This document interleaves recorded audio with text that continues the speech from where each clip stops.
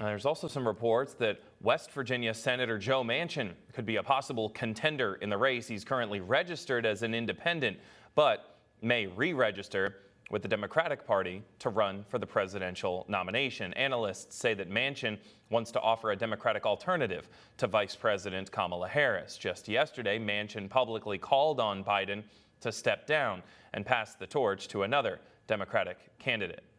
If at this point in time he would pass that torch, he would be able to focus all of his energy toward in the next 5 months of how do we heal, how do we stop the fighting in Gaza, how do we get to a peace treaty, how do we support Ukraine so that they can have a strong position at the bargaining table.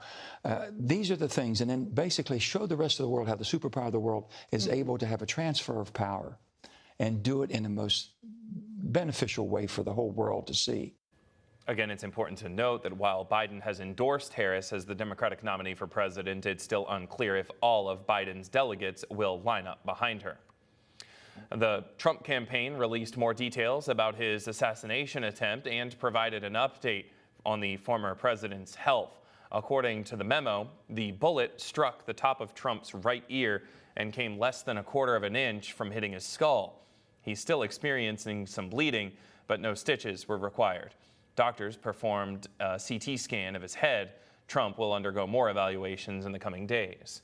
In the meantime, the Secret Service now acknowledges that it has turned down requests for additional federal resources sought by former President Donald Trump's security detail in the last 2 years, leading up to his assassination attempt last weekend. An agency spokesman told the New York Times that the Secret Service always supplemented security for rallies when it could not provide more federal agents. That included state and local law enforcement or changing security plans to reduce Trump's exposure.